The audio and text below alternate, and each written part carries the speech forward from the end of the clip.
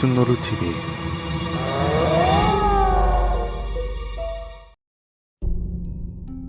귀신, 인간을 포함한 모든 생명들이 죽고 난 뒤 남은 넋 또는 혼령.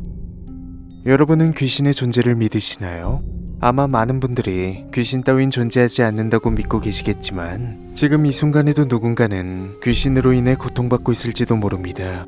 보통 귀신을 보게 되는 경우는 드물게 태어날 때부터 신기를 가지고 태어났거나 특정한 기운이 깃든 장소에 갔을 때 눈앞에 나타나기도 하지만 보통은 어떤 한 사건이나 행동이 계기가 되어 귀신을 마주하게 될 때가 많다고 합니다. 오늘은 우리가 위험한 귀신들을 피하기 위해 알아야 할 금기시되는 18가지의 행동들에 대해 알아보겠습니다.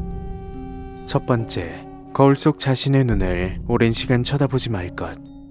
거울은 아주 오래전부터 저승과 이승을 잇는 통로라고 불렸다고 합니다. 이런 거울을 볼 때 자신의 눈을 오래도록 보고 있으면 다른 차원의 존재가 눈을 통해 몸으로 들어와 자신의 영혼과 섞일 수 있기 때문에 절대 거울 속의 눈을 오래도록 쳐다보아선 안 된다고 합니다. 두 번째, 불을 끄고 방 모서리를 쳐다보지 말 것. 귀신은 음기를 가진 존재로 빛이 들어오지 않는 지하나 벽, 그리고 구석진 곳을 좋아한다고 합니다. 그렇기 때문에 귀신이 집안에 있을 땐 주로 어두운 방 안에서, 특히 모서리에서 머물고 있을 가능성이 크다고 하는데요. 한밤중에 어디선가 차가운 시선이 느껴진다면 절대 방에 있는 4개의 모서리를 봐선 안 됩니다. 그중 한 곳에서 나를 쳐다보고 있는 누군가와 눈이 마주칠 수도 있기 때문이죠. 세 번째, 장롱을 열어두고 자지 말 것. 장롱은 무당들 사이에서 저승사자들이 오가는 통로라고 알려져 있다고 합니다. 그렇기 때문에 장롱을 열고 자는 것은 저승의 통로를 열어놓고 자는 것과 다름이 없는 것이라고 하는데요. 특히 오래되고 큰 장롱일수록 여러 사람의 혼의 흔적이 남겨져 있을 수 있기 때문에 자기 전엔 장롱문이 잘 닫혀 있는지 꼭 확인해야 한다고 합니다. 네 번째, 의자를 빼놓고 잠들지 말 것. 귀신은 주로 바람을 따라 이동한다고 합니다. 그러다 빈 의자와 같이 쉬어갈 곳이 있으면 그곳에 머물면서 잠들어 있는 사람을 쳐다본다고 하는데요. 그런데 그 귀신이 객기와 같이 불행한 죽음으로 생겨난 귀신일 경우 본인이나 집안의 가족들에게 흉재를 불러일으킬 수 있다고 합니다. 다섯 번째, 전자기기를 틀어놓고 잠들지 말 것. 휴대폰과 같은 전자기기에선 일반적인 소리 이외의 특정 주파수가 섞여서 흘러나온다고 하는데요. 그런데 낮에 비해 소음이 없는 밤엔 귀신들이 이 주파수에 이끌려 몰려든다고 합니다. 여섯 번째, 잘 때 인형을 머리맡에 두지 말 것.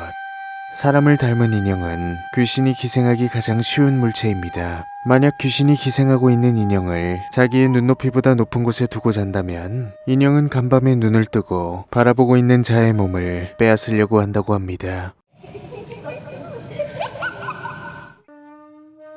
일곱 번째, 이불을 머리 끝까지 덮고 자지 말 것.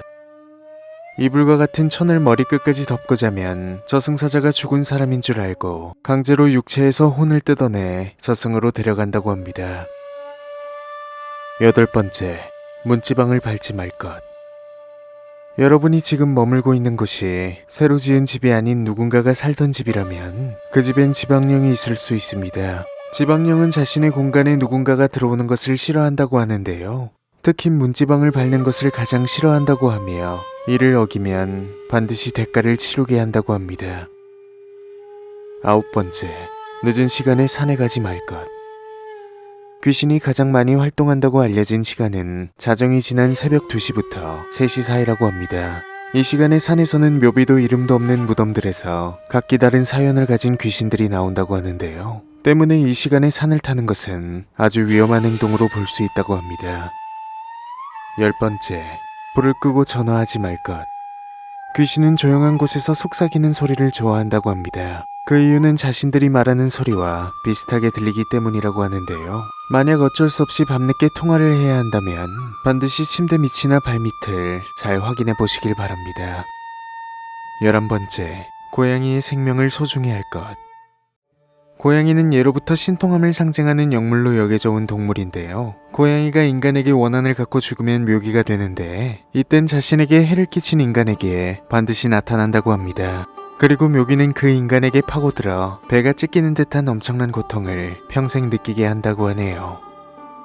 12번째, 장례식장에 다녀온 뒤에는 꼭 소금을 뿌릴 것.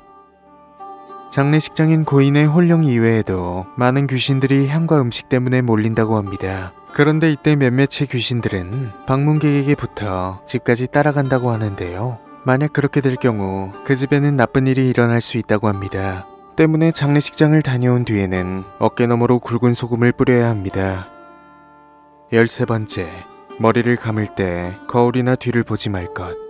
머리를 감는 자세는 귀신이 가장 접근하기 쉬운 자세라고 하는데요. 만약 머리를 감는데 갑자기 뒤에서 인기척이 느껴지거나 소름이 돋는 기분이 든다면 귀신이 바로 근처에서 지켜보고 있는 것일 수도 있으니 이때 갑자기 고개를 들어 거울을 본다거나 뒤를 돌아보지 마시고 최대한 머물고 있는 장소를 밝게 하시길 바랍니다.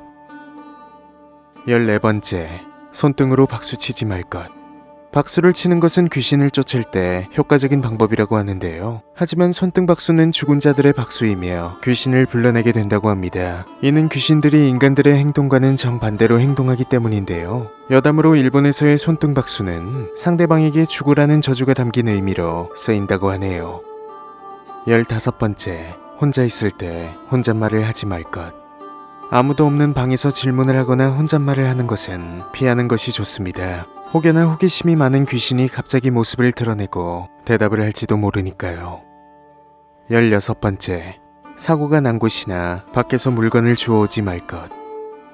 갑자기 큰 사고로 목숨을 잃게 된 사람은 자신이 죽은지도 모르는 귀신이 되어 구천을 떠돈다고 하는데요. 그러다 자신이 마지막까지 가지고 있었거나 아끼던 물건에 붙게 되는데 이때 이 물건을 주워오게 되면 귀신도 함께 따라오게 된다고 합니다. 자고로 귀신은 죽을 때 당시의 모습을 하고 나타난다고 하는데요. 만약 주워온 물건의 주인이 끔찍한 사고를 당했다면 17번째, 흉가 근처에 가지 말 것. 폐가는 단순히 사람이 살지 않는 버려진 집을 뜻하지만 흉가는 귀신이 집에 붙어 사람이 살 수 없는 곳을 말합니다. 흉가에 머물고 있는 귀신이 사람에게 해를 끼치는 악귀일 경우 그 주변으로 동물이나 벌레가 모여들지 않는다고 하는데요. 만약 여러분 근처에 이런 흉가가 있다면 호기심에라도 절대 그곳을 방문하지 마시길 바랍니다. 18번째, 악취가 나는 곳을 피할 것. 원한이 깊은 악귀가 사는 곳에선 뭔가가 마치 썩는 것 같은 끔찍한 악취가 난다고 합니다. 무속인들은 이 냄새로 귀신의 종류를 알아낸다고 하는데요. 한 예로 처녀 귀신에게선 역겨울 정도로 진한 향기가 나는데 이 냄새는 아주 오래된 향수나 화장품 같은 냄새라고 합니다. 이 외에도 물귀신과 지방령, 무자귀, 세타니, 객귀 등 귀신의 종류와 장소에 따라 여러 가지의 냄새가 난다고 하는데요. 만약 새로 이사온 집에서 원인을 알 수 없는 악취가 난다면 이전에 무슨 일이 있었던 집인지 반드시 잘 알아보시길 바랍니다. 마지막으로 이 영상의 내용을 가볍게 여기지 마십시오. 이 모든 정보들은 무속인들의 증언과 실제로 귀신을 본 사람들의 증언으로 만들어진 것입니다. 지금 이 순간까지 영상을 시청하고 계신 여러분,